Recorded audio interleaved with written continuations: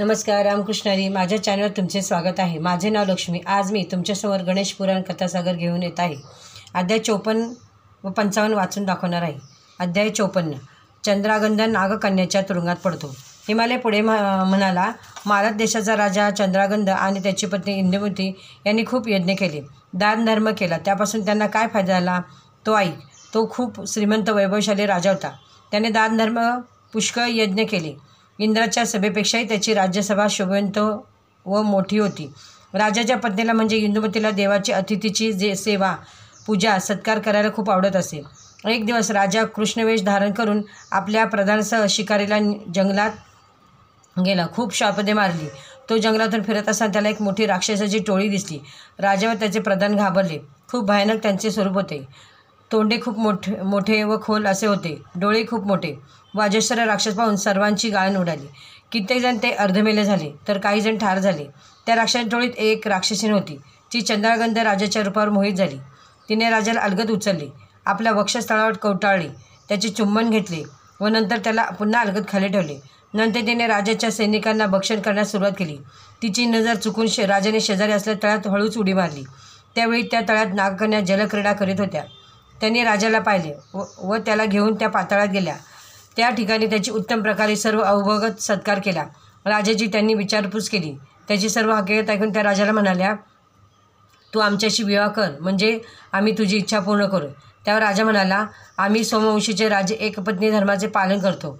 परद्रव्य, परदारा, परमोह यांना आम्ही आश्रय देत नाही. माझे वंशजही करीत नाही.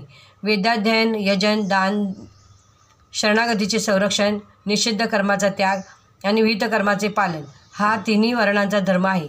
अध्यापन, यजन, दान, शरणागतीचे संरक्षण, निषिद्ध कर्माचा त्याग आणि नियमांचे पालन या तिन्ही वर्णांचा धर्म आहे. अध्यापन, यजन व प्रतिग्रह ही 3 कर्मे ब्राह्मण वर्गाला सांगितली आहेत. घरी आलेल्या योग्य अतिथी व सत्कार करणे हा सर्वांचा धर्म आहे. सध्या मी तुमची अतिथी आहे म्हणून असं काही भलतंच मला करायला लावू नका. माझ्या कुळाचारापासून मला परावृत्त करू नका. राजाचे बोलणे ऐकून नागकन्या नाराज झाल्या. त्या म्हणाल्या, तुझे ज्या स्त्रीवर प्रेम आहे त्या स्त्रीचा आणि तुझा वियोग व्हावा म्हणून आम्ही तुला तुरुंगातच डांबतो. मग बघू तो कसा धर्माचे पालन करतोस ते, असे म्हणून त्यांनी राजाला कारागृहात ठेवले. राजा तंत्रज्ञान तळ्यात शिरला होता. ते हे राक्षसाने पाहिले होते. मग तिने रागाने तळ्यातील सर्व पाणी पिऊन टाकले. तळ्यातले प्राणी तिने ओळखाले.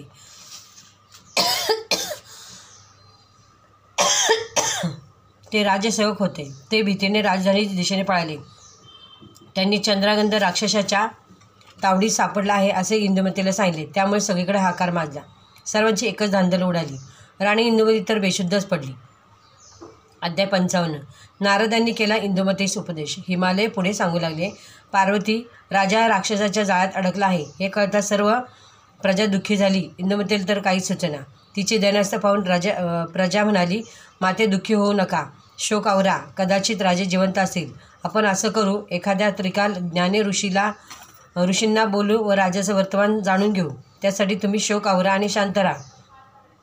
प्रजेचे म्हणणे तिला पटले. ती शांत झाली. तिने सर्व उपभोगांचा त्याग केला. अशा रीतीने राणीने 12 वर्षे काढली. एक दिवस नारद मुनी त्या नगरात आले. ते महालात आलं. इंदुमतीने त्यांची पूजा केली. पतीचा सर्व वृत्तांत त्यांना कथन केला. त्यावर नारद म्हणाले, इंदुमती, घाबरू नकोस. तुझा पती जिवंत आहे आणि तो तुला लवकरच भेटेल. विधवा झाल्यासारखा शोक करीत बसू नकोस. तो हातात बांगड्या, कपाळी कुंकू, गळ्यात मंगळसूत्र, कानात कर्णभूषणे असे सर्व सौभाग्यालंकार धारण कर. नारदाचे बोलणे ऐकून इंदुमतीचा आनंद गगनात मावेना. तिने नारदाकडे पती मिळण्याचा उपाय विचारला. नारदाने तिला याच वरळ गणेशाचे व्रत करण्यास सांगितले. इंदुमतीने आनंदाने मातीची गजाननची मूर्ती करून श्रावण शुद्ध चतुर्थीपासून ते भाद्रपद शुद्ध चतुर्थीपर्यंत गणेशाचे हे व्रत केले. रामकृष्ण हरी. तुम्हाला व्हिडिओ आवडल्यास लाईक करा, शेअर करा. रामकृष्ण हरी.